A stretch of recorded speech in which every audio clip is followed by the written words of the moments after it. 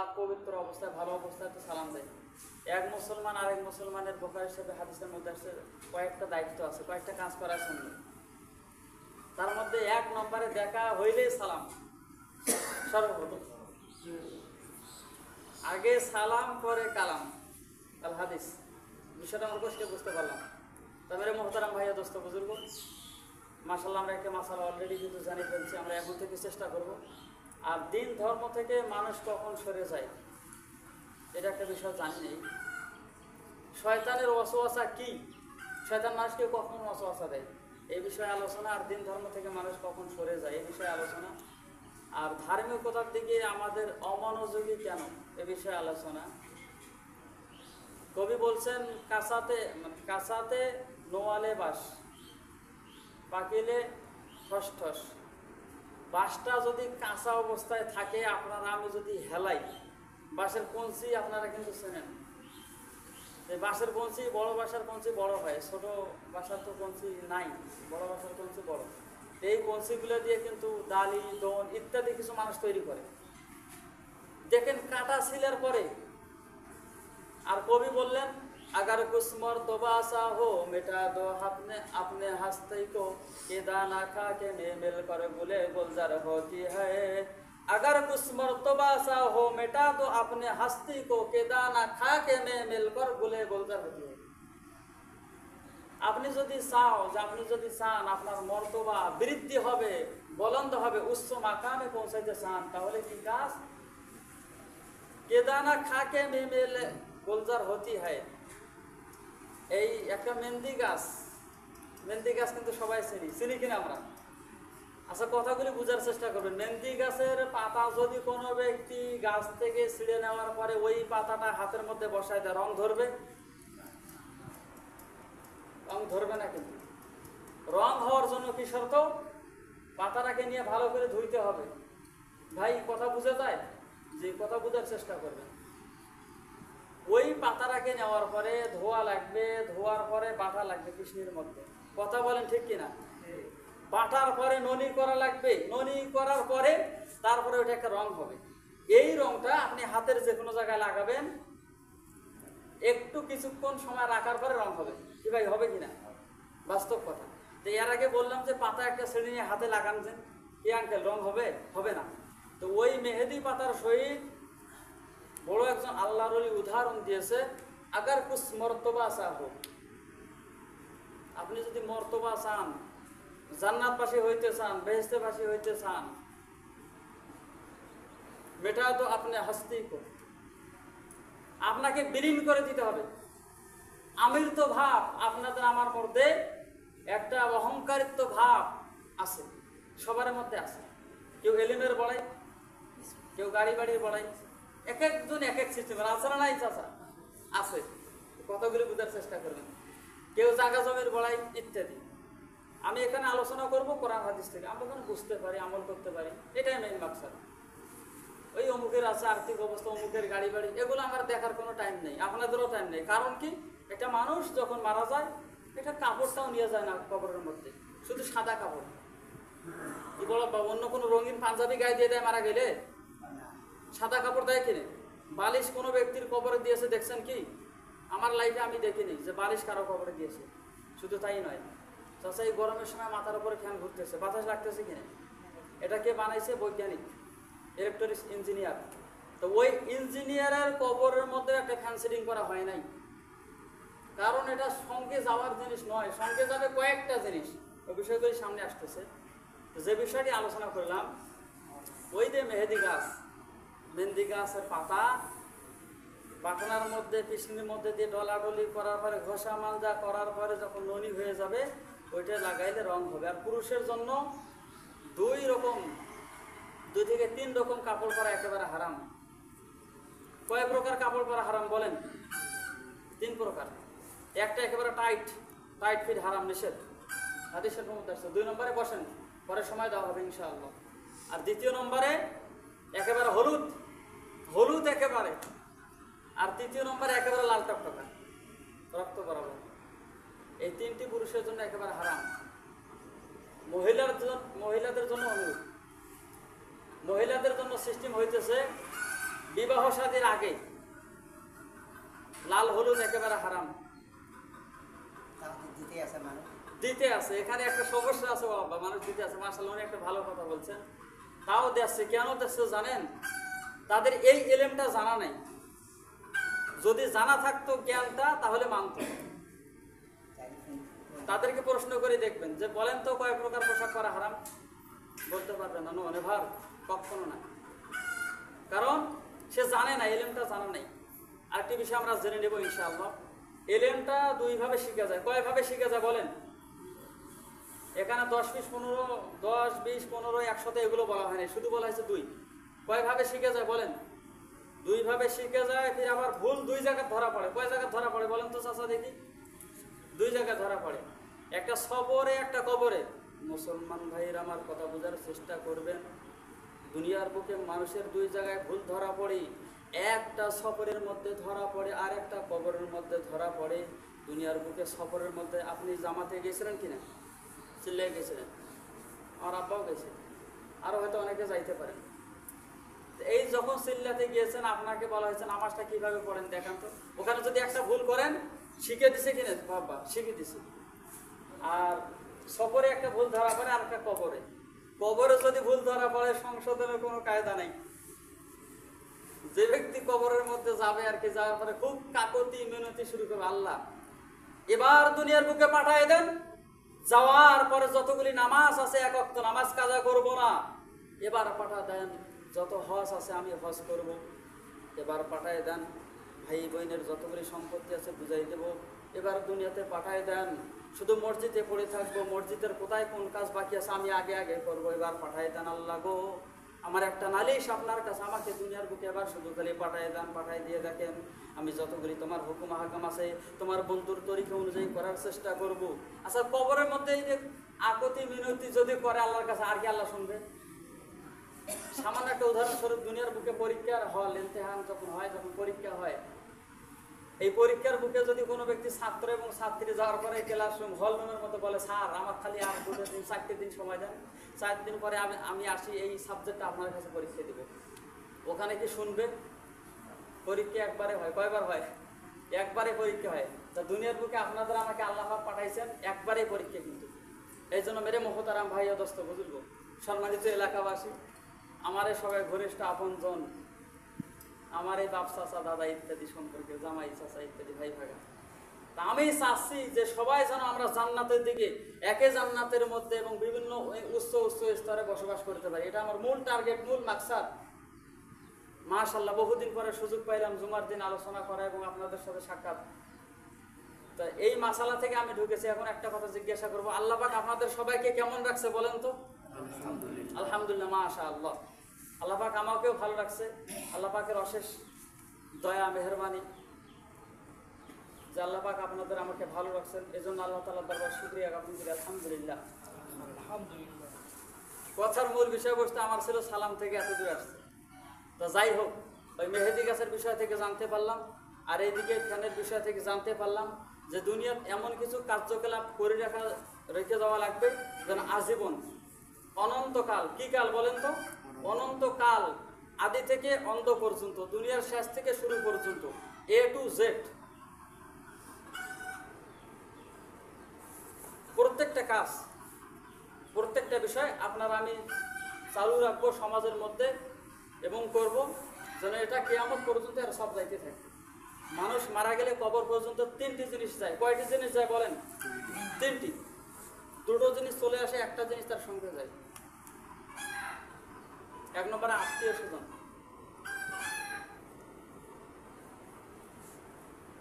2য় নম্বরে তার মালামালি খাটলি যায়, খাটলি উপরে একটা কাপড় যদি থাকে, যেগুলো নিয়ে যাওয়ার দরকার যায়। 3য় নম্বরে তার আমল। এই খাটলিও ফেরত আসে, মানুষও ফেরত আসে, শুধু তার আমল, নেক আমলটা তার সঙ্গে যায়। সুবহানাল্লাহ। দেখেন, তাহলে বেশি বেশি আমাদের নেক আমল করা দরকার আছে না নেই বলেন? খালি 2-1 জনকার দরকার, সবারও দরকার নেই। কথা বলেন, সবার নেক আমল দরকার আছে না নাই? যে মাশাআল্লাহ কেবল আওয়াজটা হয়েছে, এরকম আওয়াজ দেওয়া লাগবে। হা হু করার আগে বড় বড় স্কলার যারা আছে আলোচনা করে, সামনে লক্ষ লক্ষ লক্ষ মানুষ আছে না নাই? আমাদের প্ল্যানিং আছে রংপুরে, আমরা মিজানুর রহমান আজহারি আসলে সর্বপ্রথম রংপুর পীরগাছা মাঠের মধ্যে ওখানে 2-3টা মাঠ জোড়া দিয়ে অলরেডি প্রসেসিং চলতেছে। বাংলাদেশে যখন উনি আসবে সর্বপ্রথম এখানে আর কি প্ল্যানিং আছে, কারণ ওনার বন্ধুর সঙ্গে আমাদের এক প্রফেসর চাকরি করে, আমারই মুসল্লি, ওনার সঙ্গে অলরেডি যোগাযোগ হয়ে গেছে। উনি খুলনায় চাকরি করে, মিলিটারি নাকি যেন একটা অফিসার।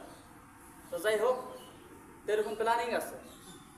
তো দেখেন একটা বড় মাপের বক্তা যখন হয়, আলোচনা করা হয়, এরকম আপনারা আছেন, আমি আছি, আমরা যদি উদ্যোগ নেই, এই পকরপাড়ায় এই আমাদের গ্রামের মধ্যে আমার জানা মতে মাহফিল হয়েছে কিনা আমার স্মরণে পড়ে, আপনাদের স্মরণে পড়ে কি বড় হয়েছে কি আপনার জানা মতে? কোনো মাহফিল হয় নাই। তাহলে এই যে একটি বিষয় আমাদের জানা দরকার, সহবতে চলে তোরা চলে কুনাদ, সহবতে তলে তোরা তলে কুনাদ। ও দুনিয়ার ইমানদার বাপজিরা আমার গভীর মনোযোগ দিয়ে শ্রবণ করবেন। ভালো ব্যক্তির সঙ্গে থাকলে ভালো গুণ পাওয়া যায়, খারাপ ব্যক্তির সঙ্গে থাকলে খারাপ গুণ পাওয়া যায়। যেমন দুনিয়ার বুকে যদি একটা মানুষ একটা বেনা মানুষের সঙ্গে উঠা পয়সা করে, সুদখোর ঘুষখোর বিভিন্ন সময় নষ্ট করে অপচয় ব্যক্তির সঙ্গে, দেখবেন এই ব্যক্তিটাও তার সঙ্গে থাকতে থাকতে অলরেডি তার গুণগুলো কিছু নিবে। হাদিস শরীফে আসছে, এক ব্যক্তি মারা যাওয়ার সময় বলতেছে, এতে 12 বস্তা 2 বস্তা একটু কম হয়েছে, বেশি করে দাও, বেশি করে দাও। পরে তদন্ত নিয়ে দেখা গেল যে মৃত্যুর সময় এই ব্যক্তিটা একটু কম হয়েছে, বেশি দাও, 12 বস্তা 13 বস্তা এরকম বলছে কেন? তদন্ত করে দেখা গেল এই ব্যক্তিটা ঘষির ব্যবসায়ী ছিল। কিসের ব্যবসা বলেন? ঘষি বেচা কিনা করতো। ঘষির বস্তার মধ্যে কম হইলে বলতো কম হয়েছে, বস্তা ঘন ভালো করে যে 12টা বস্তা গেলেই যে একটু বেশি হয়েছে, ওজন দাও। এগুলো মানে মৃত্যুর সময় তার এগুলো অলরেডি সামনে চলে আসতেছে, ভাসতেছে, কারণ তার সম্পর্ক ছিল ব্যবসার সঙ্গে। কথা বলেন ঠিক কিনা? এরকম আছে না নাই? নামাজের মধ্যে আমাদের এক জায়গায় এক ঘটনা ঘটছে, নামাজ কিন্তু অলরেডি 4 রাকাত হয়ে গেছে, ওই ব্যক্তি 5ম রাকাতে দাঁড়িয়ে গেছে, আল্লাহু আকবার। এখন ইমাম সাহেব তো নামাজ সালাম ফিরেছে, কি ব্যাপার আপনি তাকবীর লোকমা দিলেন কেন? হুজুর নামাজ তো বলেছে। যে কেন? আমার তো দোকান আছে 4টে। কথা বোঝার চেষ্টা করেন, নামাজ 4 রাকাতে আমি 4টে দোকানের হিসাব করি। তা আজকে দেখলাম অলরেডি আমার 4 দোকানের হিসাব হয়ে গেছে। ওই দিন হুজুর একটু লম্বা কেরাত ধরছে, লম্বা কেরাত ধরার কারণে ওই ব্যক্তি 4 রাকাত মানে নামাজ এই 4 রাকাত নামাজে 3টে অলরেডি হিসাব হয়ে গেছে, আর একটা বাকি আছে। ওই লম্বা কেরাত ধরছে, যে লম্বা কেরাত ধরার কারণে একটা দোকানের হিসাব আগেই শেষ। এজন্য পরে লোকমা দিচ্ছে তাকবীর, কত হুজুর এখনো বাকি আছে? না ভাই, সবাই কাছে না, নামাজ ঠিক আছে 4 রাকাত হয়ে গেছে, আপনি লোকমা দিলেন। আপনি কিভাবে বুঝলেন নামাজ হয়নি? বলেন তো। কথা হুজুর সত্য কথা বলি, আপনি তো হুজুর মানুষ, মিথ্যা কথা বলার কোনো কায়দা নাই, সত্যটাই বলি দেই। বলেন ভাই কি সমস্যা? আচ্ছা আমি তো নামাজে যখন দাঁড়াই, আমার দোকান আছে 4টে, এই 4টে দোকানের খেয়াল মনোযোগ আমার এসে যায়। আমি অলরেডি তাকবীর যখন বাঁধেন আল্লাহু আকবার, আমি শুরু করে দিই একটা দোকানের হিসাবে ঢুকে চলছে আইবে। দেখেন মনোযোগ কোথায় থাকে, নামাজে কাহাকে বলে। তাই এইভাবে আমি 4টে দোকানে 4 রাকাতে ক্লিয়ার করেছি। আজকে দেখলাম হিসাবে এইদিকে অলরেডি 3টে দোকানের হয়েছে, আরেকটা বাকি আছে, তো এখন 1 রাকাত বাকি আছে। ভাই একটা সূরাটা লম্বা ধরা হয়েছেন, তো আপনার তাহলে 4 দোকানের হিসাব অলরেডি এদিকে হয়ে গেছে, মানে 3 রাকাতের হয়েছে, আরেকটা বাকি আছে। তো যাই হোক, ঘটনাটা আমরা বুঝতে পারলাম। মেইন মাকসাদ আমাদের মনোযোগটা নামাজে থাকতে হবে। তৎকালীন যুগে সাহাবারা নামাজ পড়ছে, আল্লাহু আকবার, এক সিজদা দিয়েছে, সারা রাত কেটে গেছে। ঘটনা জানা আছে নাই আপনাদের? মাশাআল্লাহ জানা আছে। 2 রাকাত নামাজ পড়ছে, বিশ্বনবী সাল্লাল্লাহু আলাইহি সাল্লাম ফজরের আযান দিয়েছে, এরকম ঘটনা আছে। ভাই শুনছেন এরকম ঘটনা আছে না নাই? আমাদের নবীজির নামাজ, সাহাবীদের নামাজ কেমন ছিল, আল্লাহু আকবার। আজকে আমাদের কেমন? ঘটনা সংক্ষিপ্ত আকারে বলে দিই, যে কথাটি বলতেছিলাম, মেহেন্দি গাছের পাতাকে পিষে ডলার পরে যদি রং হয়, আজকে আপনাদের আমাকে বিলিং করে দেওয়া নাকি? আমাদের মধ্যে কোনো এই কাপড়, এটা আল্লাহ ক্ষমতা দিচ্ছে কিন্তু কাপড় কিনার। এখন আমি যদি একটা নামি কাপড় দেই, 1000 টাকা দামের গছ, কয় হাজার? 1000 টাকার দামের আমি কাপড় গায়ে দিলাম। কিছু কিছু মুসল্লি আছে, আসার নামাজে তার নামাজ বাতিল হো গিয়া, नहीं होता है उस शख्स के लिए नामाज। ওই ব্যক্তির নামাজ হবে না, কারণ তার মনোযোগটা কাপড়ে চলে গেছে। এরকম নামাজি আছে না নাই? যারা আছে তাদেরকে বলতেছে, আপনাদেরকে না, যারা শিক্ষা গ্রহণ করে। তো নামাজে আসার পরে ধুলা থালি একটু লাগবে, কোথায় কি ভাস টাস করবে দেখার টাইম নেই। কিছু কিছু মুসল্লিকে আমি অলরেডি শিখিয়ে দিছি, তারপর মাশাআল্লাহ কিছু কিছু লাইনে আসছে আর কিছু কিছু আসে নাই, তা আশা করে যে আসবে। আলোচনা শুনে দেখা বোঝার দ্বারা অবশ্যই পরিবর্তন হবে ইনশাআল্লাহ। তো যে বিষয়টি আলোচনা করতেছিলাম, মেহেন্দি গাছের পাতাকে যদি পিছিয়ে ডলার করে রং দেয়, তাদের দুনিয়ার বুকে আপনারা আমাকে বিলীন করে দিতে হবে, কোনো অস্তিত্ব রাখা যাবে না। আপনারা আমি যদি অস্তিত্ব নিয়ে রাখি যে আমি তো মাশাআল্লাহ একটা বাড়ি করছি ভালো, মাশাআল্লাহ একটা গাড়ি আছে ভালো, মাশাআল্লাহ জায়গা জমি এত করে, আমাকে আর কে ভাই? এই আমিত্ব ভাব। আচ্ছা আমি করতেছি, আমিটা কার? আমি কিন্তু আল্লাহর। আল্লাহ সুবহানাহু ওয়া তাআলা আপনাদেরকে আমাকে দুনিয়ার বুকে জমিনের বুকে পাঠাইছে আল্লাহ পরীক্ষা করার জন্য। এই পরীক্ষা যদি আপনারা আমি ফেল করি তাহলে সমস্যা আছে। এই জন্য চেষ্টা করবো যেন আল্লাহ পাক রব্বুল আলামিন সুবহানাহু ওয়া তাআলা আল্লাহ পাকের পরীক্ষা থেকে যেন আপনাদের আমাকে রক্ষা করে এবং পরীক্ষা উত্তীর্ণ হয়ে পাশ করার তৌফিক দান করে। সকলে বলেন আমিন। এই যে এখানে একটা সুন্নতের খেলাফ কাজ, সকলে বলেন আমিন, এটাও বলাও নিষেধ। আমি বলবো আমিন, আপনারা বলবেন আমিন, ক্লিয়ার। এখানে কিছুক্ষণ আগে যে কথা বলেছিলাম ভুল দুই জায়গায় ধরা পড়ে, এটা কিন্তু জানতে পারছি। দুইভাবে মানুষ এলেম শেখে। কয়ভাবে শেখে বলেন? দুইভাবে এলেম শেখে। একটা ফাজাইলে এলেম, একটা মাসাইলে এলেম। এই আজকে আলোচনার দ্বারা কিছু ফাজাইলে এলেম হইতেছে, এলিমের ফজিলত লাভ এগুলো হইতেছে, আর মাসালা মাসাইলেও কিন্তু চর্চা হইতেছে, দুটো বিষয় হইতেছে। ফাজাইলে এলেম ফজিলতপূর্ণ হালকা তালিমের মধ্যে, নামাজের পরে একটু তালিম করলেন 5-10 মিনিট, সপ্তাহে একদিন গাছ তো আছে মাশাআল্লাহ। আমাদের এখানে তো একটাও চালু আছে না, নেই আমার জানাই, চালু থাকতে পারে যে হুজুর আছে, আপনারা মান্যগণ্য ব্যক্তি আছেন মাশাআল্লাহ, জান্নারা ব্যক্তি আছেন। তো এই যে তালিমের মধ্যে ফাজাইলে এলেম আর মাসাইলে এলেম হক্কানি মুফতি মুহাদ্দিসের কাছে যাওয়ার পরে। এই যে আবির হাসান ছেলেটা দেখতেছেন, কোন মাদ্রাসায় পড়ো তুমি? আমবাড়ি মাদ্রাসায় পড়ে, মাসালা মাসাইল শিখতেছে। সে কিন্তু মাসাইল এলেম শিখতেছে মাদ্রাসায়। তো আমরা বিষয়টা বুঝতে পারলাম, দুই জায়গায় ভুল ধরা পড়ে আর দুই জায়গায় এলেম শিখে যায়, দুইভাবে শিখে যায়। বিষয়টা ক্লিয়ার। যে বিষয়টি আলোচনা করতেছিলাম, শয়তান মানুষকে কিভাবে ওয়াসওয়াসা দেয়, ধোঁকা দেয় কিভাবে, এটা আমরা জানতে পারবো। তো এর আগে আমাদের একটা বিষয় জানা দরকার, ছোট্ট একটি ঘটনা আমি আপনাদের সামনে পেশ করব।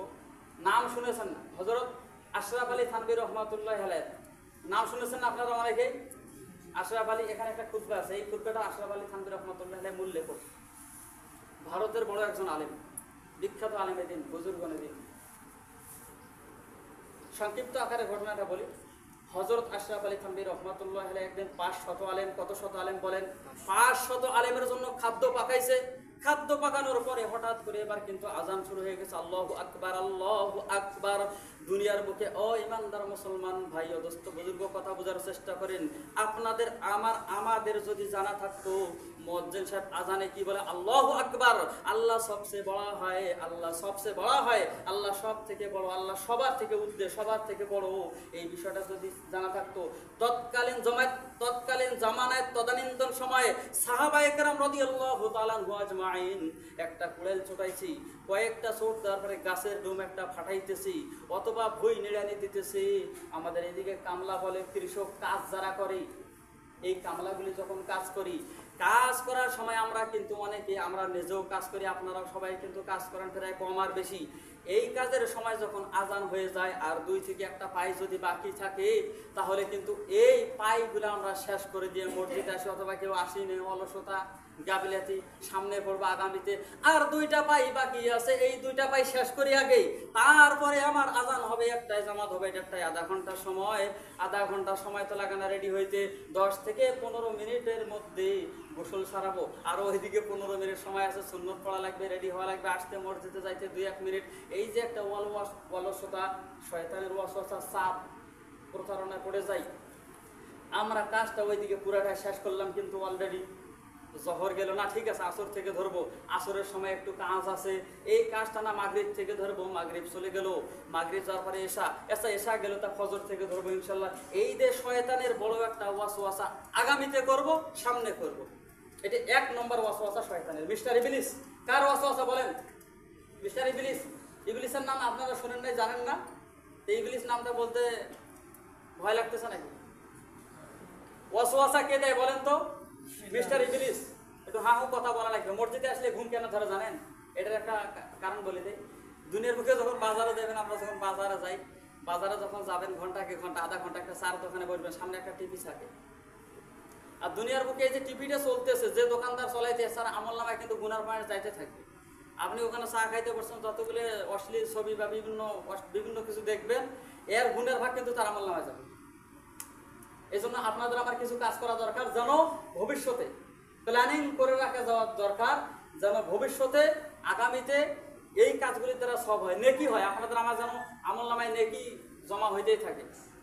হাবিল আর কাবিল, দুনিয়ার বুকে যত মারামারি হবে এক ভাগ কার আমল নামায় যাবে বলেন তো দেখি? হাবিল না কাবিল? কাবিলের আমল নামা যাবে। কাবিল তার বড় ভাইকে হত্যা করেছে, হত্যা করার পরে লাশটা কোথায় রাখবে, এই লাশ রাখার কোনো ব্যবস্থা পাইতেছে না। দেখেন কি মর্মান্তিক অবস্থা। আল্লাহ পাক সুবহানাহু ওয়া তাআলা দুইটি কাককে পাঠাইলেন, একটা কাক আরেকটা কাককে মারলেন। কি হুজুর কথা ঠিক আছে? কাককে মারার পরে ওই কাকটাকে কিভাবে দাফন করবে আর কোনো রাস্তা খুঁজে পায় না। কথা সংক্ষিপ্ত আকারে বলে দেই, সম্মানিত ইমানদার মুসলমান ভাই ও দোস্ত বুজুর্গ, কথাগুলি বোঝার চেষ্টা করবেন। ওই কাক আরেকটা কাককে মারার পরে এখন কোথায় রাখবে জায়গা পায় না, কিভাবে লাশটা গুবাবে, আত্মসাৎ করবে, পায় না, বুদ্ধি পায় না। তো এখন কাকটা মারছে যখন, ওই কাককে মারার পরে দেখা যাচ্ছে কিভাবে করি আল্লাহ পাক বুদ্ধি দিয়েছে, তার পা দিয়ে মাটি হেঁচড়ায় হেঁচড়ায় গর্ত করার পরে ওখানে তারপর আবার পা দিয়ে মাটি দিচ্ছে। এই ঘটনা দেখার পরে কাবিল বলতেছে মাশাআল্লাহ, এবার আমি পাইছি বুদ্ধি, আমার ভাইকে তো হত্যা করেই ফেলছি। লম্বা ইতিহাস, কোরবানির ইতিহাস, সেখানে কিছু আলোচনা আছে, হোক আল্লাহ দিলে পরে শুনতে পারবেন, জানতে পারবেন। আল্লাহ পাক সময় সুযোগ করে দিলে বিস্তারিত আলোচনা হবে। তো যাই হোক, তো ওই কাকের ঘটনা থেকে এই কাবিল বুঝতে পারলো যে ভাইকে যেহেতু মারছি, এখন এইভাবে বুঝা, তাহলে গর্ত করি, পুঁতে দিয়ে রাখলে আমার আব্বার খুঁজের আর কোনো ক্ষমতা নেই। লাশ গায়ে আমি জানি না ভাই কোথায় গেছে না গেছে, মিথ্যে কথা বলে দেবো। এই জন্য যত মারামারি হবে ওই কাবিলের আমলনামা যাতে থাকে। যে কথা বললাম, টিভি যদি চালু থাকে, চা হোটেলের মধ্যে যারা যারা দেখবে, ওই চা দোকান ব্যক্তি তার আমলনামায় গুনার ফাইন যাইতে থাকবে। নাউজুবিল্লাহ। যে কথা বলতেছিলাম আসেন ওই দিকে, এটার দ্বারা বুঝতে পারলাম আমরা কোন জায়গা থেকে কথা এখানে আসলো বলেন তো? কি বুঝাইতে চাইলাম আমি? মসজিদে ঘুম ধর, মাশাআল্লাহ, এইরকম মুসল্লি হওয়া দরকার। আল্লাহু আকবার কাবীরা। মনোযোগ কাহাকে বলে দেখেন। মসজিদে ঘুম কেন ধরে, বাজারে গেলে কেন ধরে না? ওখানে এই ভাইয়ের আলোচনা, ওই ভাইয়ের আলোচনা, ভাই কেমন হলো আবার, ভাই ধান কতগুলো হয়েছে, ভাই ওই কারেন্ট পোকা ধরছে, কি কি দেওয়া যায়, ভাই চা নাস্তা খাইলেন, কি কি ভালো হয়েছে ডালটি হোটেলের, এরকম আলোচনা হয় কি না? ঘুমের কোনো এও নাই। মসজিদে যখন আসবেন কোনো টাইম নাই, কোরআন তো হাদিস আলোচনা চলছে। এখানে আল্লাহর রহমত, ওয়ানাজালাত আলাইহিমুস সাকিনা, যেখানে সাকিনা অবতীর্ণ হয়, রহমত বরকত নাজিল হয়, এই জন্য ঘুম ধরে। এখানে যারা আসছেন কোনো টেনশন আছে, চাষা টেনশন আছে, কোনো টেনশন নেই। নিরিবিলি উনি আসলো মসজিদে, আসে এখন বসলো, নামাজ পড়বে, 2-4 রাকাত পড়বে, চলে যাবে রিল্যাক্সে, আরামের সহিত, কোনো টেনশন নেই, শান্তিতে আছে। একটু পরে বেড়ামিয়া মুরগির মতো টুপে লাগে, অধিকাংশ মানুষ টোপে, চাচা টোপে কিনা, বাস্তব কথা। কারণ রহমত নাজিল হয়। এই জন্য আমরা চেষ্টা করবো আলোচনা করার সময়, হুজুর যখন আলোচনা করবে, আমি আলোচনা করতেছি, শুনবেন যখন গভীর মনোযোগ দিয়ে ওই দিকে আসেন। যে কথাটা বললাম, এই জন্য মানুষের ঘুম ধরে, বাজারে ওই জন্য ধরে না। গিবত শেখার যত গুণের কাজ, আকাম কুকাম সব চলছে বাজারে, এই কানেরও গুণে আছে। তো আমরা চেষ্টা করবো যেন ভালোগুলি শুনতে পারি। আর বিশেষ করে যুব সমাজ যারা আছেন, ভাইয়েরা রাগ করেন না, আবার যারা মোবাইল ব্যবহার করেন, বর্তমান যুগে তো সমস্যা শেষ। এই টিকটক, কথা বলেন ঠিক কিনা? ফানি ভিডিও কিসের, এগুলো হাসি তামাশা, রং তামাশা বাইর হয়েছে, এদিকে দেখতে দেখতে সময় শেষ, সময় খুঁজে পাওয়া যায় না। যাই হোক, আমরা চেষ্টা করবো মোবাইলটা যেন ভালো কাজে ব্যবহার করি। মোবাইলটা ভালো জিনিস, মানে আপনি যদি ভালো কিছু রাখেন, ওয়াজ গজল যা আছে ইন্টারনেট থেকে সব দেখতে পারবেন, পাইতে পারেন। আর যদি খারাপ কিছু, সেটা আপনার ব্যক্তিগত। তাহলে এখানে নেগেটিভ পজিটিভ দুটো আছে, ভালো মন্দ। আমরা চেষ্টা করবো ভালো গুণগুলো নেবো ইনশাআল্লাহ। আলোচনাটা করে শেষ করে যে আশরাফ আলী থানভী 500 জনের খাদ্য পাকাইছে। কত জনের বলেন? 500 জন আলেমের জন্য খাদ্য পাকাইছে। আল্লাহু আকবার কাবীরা, আল্লাহু আকবার, আল্লাহু আকবার। এবার ঈদের মাঠে আমার হুজুরের আমি তাকবীর পড়তে পড়তে উকেশ পাওয়া যায় না। আল্লাহু আকবার। আল্লাহ পাক ঈদের দিনে দেখছেন কেমন রাখছে, সুষ্ঠু। বৃষ্টি হয়েছে এদিকে, আমাদের দিকে হয়নি। আল্লাহ পাকের রহমত দেখেন। অথচ তারা আগেই মনে করেন, তার আগের দিন ফজর থেকে যে হঠাৎ আওয়াজ, কি সব এগুলো মানুষের বান্দার 2 হাতের কামাই। আজকে ফজরের একটু ইতিহাস বলি দেই। এখানে নামাজি কয়জন জানেন? যেমন আলোচনা করলে যেহেতু বিভিন্ন জায়গায় যাবে, কি আর বলি, দুঃখের কথা, মুসলিমে কয়েকজন। এখন মাশাআল্লাহ কতগুলো লোক আমরা আসছি, মাশাআল্লাহ কত লোক আসছে কিন্তু জুমার নামাজ পড়ার জন্য। আপনার জন্য জুমার নামাজটাও যেমন ফরজ, ফজরের নামাজটাও ফরজ, আসরের নামাজটাও ফরজ। হাদিস শরীফের মধ্যে আসছে, একটা আমলের কথা বলে দেই, আপনি যদি আমলটা করতে পারেন, মারা যান বিনা হিসেবে জান্নাত। সুবহানাল্লাহ। আমলটা শুনে দরকার আছে না নাই? মাত্র একটা আমল। কয়টা আমল বলেন? একটা আমল। আমলটা বলতেছি এখন, ওই ঘটনাটা শেষ করে দিয়ে আমলটা বলি। আশরাফ আলী থানভী রহমতুল্লাহ আলাইহি 500 লোকের খাওয়াজন মানে খানার ব্যবস্থা অলরেডি করে ফেলছে। মুয়াজ্জিন সাহেব আজান দিতেছে ওইদিকে, আজান প্রসঙ্গে কিন্তু অনেকগুলো ঘটনা বলে ফেলছে অলরেডি। সাহাবীরা আজান শোনার পর ডাইরেক্ট আর 2-3টে চোট দিলে গাছটা পড়ে যেত, ওনারা দেয়নি। আল্লাহু আকবার, আল্লাহ সব থেকে বড়। আমি একটা চোট দেবো না জানি, নাউজুবিল্লাহ, আল্লাহ যদি ছোট হয়, আমার কাজটাই বড়, দরকার নাই। কুড়ালটা রাখার পর ডাইরেক্ট দৌড় দিয়েছে মসজিদে। আল্লাহু আকবার, কেমন ছিল সাহাবী! অথচ সাহাবীরা টাটকা কাফের ছিল। ইতিহাস জানেন না আপনারা? এরা বড় বড় বেদিন ছিল, ইসলাম ধর্ম গ্রহণ করার পরে আল্লাহু আকবার কেমন মানুষ ছিল, মাটির মানুষ। আল্লাহু আকবার, তাদের চরিত্র আখলাক দেখে অনেক বেধর্মীরা ধর্ম গ্রহণ করছে। আর আজকে আমাদের মুসলমানের চরিত্র দেখে কি বলে জানেন? আরে ভাই তোকে দাওয়াত দেওয়া লাগবে না, তোর বাড়ি ঠিক করা গিয়ে কথা বলে, ঠিক কিনা? এটা বলার পিছনে কিছু কারণ আছে। তো যাই হোক, এগুলো বলার মেইন মাকসাদ না, মেইন মাকসাদ আমার যেন সবাই আমল করতে পারি, মানতে পারি, এটা মেইন মাকসাদ। যে কথা বললাম শেষ করে দেই। ওইদিকে উনি 500 জনের খাদ্য পাকাইলেন, বাবরচি পাকঘরের মধ্যে ছিল। মুয়াজ্জিন সাহেব যখন আজান দিছে, বাবরচির ওখানে ঢাকাটা দেওয়ার কোনো মনে নেই, ঢাকনিটা দেওয়ার কথা মনে নাই। ডাল ছিল, ভাত ওইদিকে অলরেডি হয়ে গেছে, শুধু ডালটা বাকি ছিল, আর তরকারি অলরেডি ওকে। এখন যখন আজান হয়েছে, মুয়াজ্জিনও কিন্তু আজানের ঠেলায় মসজিদে চলে গেছে। বিষাক্ত সাপ, বিষাদর সাপ চলে আসছে।